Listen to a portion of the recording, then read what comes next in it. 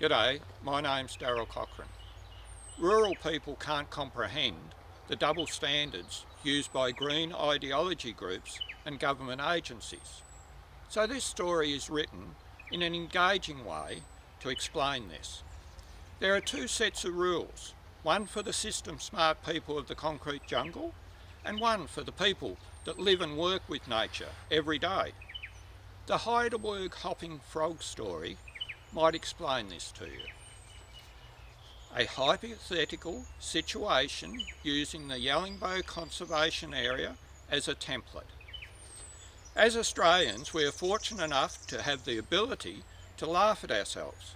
This tongue-in-cheek story is a response to the question that I was asked.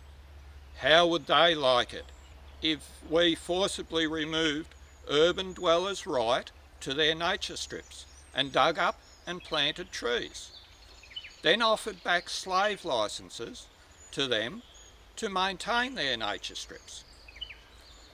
The Heidelberg hopping frog is considered endangered. The social media savvy rural Victorians have decided that as the Crown Land nature strips could be revegetated and turned into artificial frog ponds, they run a small ad in the local Heidelberg and Ivanhoe Mail. This states that the Rural Victorian Frog Recovery Council is investigating the habitat of the Heidelberg hopping frog. No mention that their control of the Crown Land nature strips is being removed. Not many people turn up at the meeting, except for the social media savvy rural Victorian frog supporters, the only people that really know what's planned. These are the people that turn up a couple of Sundays a year for a frog pond digging afternoon. That's the end of their responsibility, and the practical, responsible urban dweller must do the ongoing weeding, cleaning, etc. So only mainly submissions for frog supporters were received. Of course, the panel of government agencies addressing the submissions were sympathetic to the frog cause. The legislation goes through with no objections. Residents of Heidelberg and Ivanhoe are sent letters that their nature strips are going to be turned into frog ponds. This is the first they have heard of it. They can take up a lease to maintain the frog pond nature strips to the rules and regulations set down by the Rural Victorian Frog Recovery Council.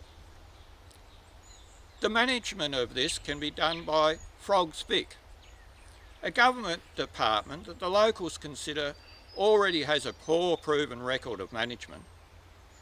The area has a history of tiger snake bites because they live on the Heidelberg hopping frog.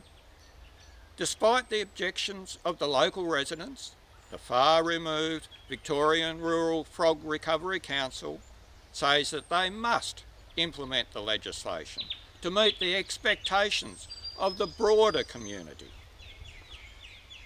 Their experts say that there will be no increase in tiger snakes because their computer modelling says that an increase in food supply of the tiger snakes actually means a reduction in the tiger snakes. Incredible. Maybe they die of obesity.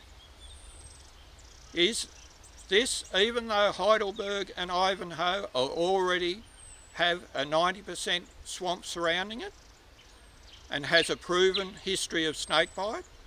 To the locals it seems unbelievable that this snake threat is now being brought right up to their front door. Even after strong local objection, the far-removed career academic, rural living bureaucrats consider that they are the beholders of superior knowledge and wisdom because of the degrading of the urban person who are considered of little influence by the Rural Victorian Frog Recovery Council. They are left with no option but to consider them the enemy of the urban dweller. Cities are total consumers of our environment. I think they feel guilty about this and make laws that doesn't affect them but only affect country people. So they feel better about what city living does to our environment. Written in support of all rural Australians, the true custodians of this land. Thank you.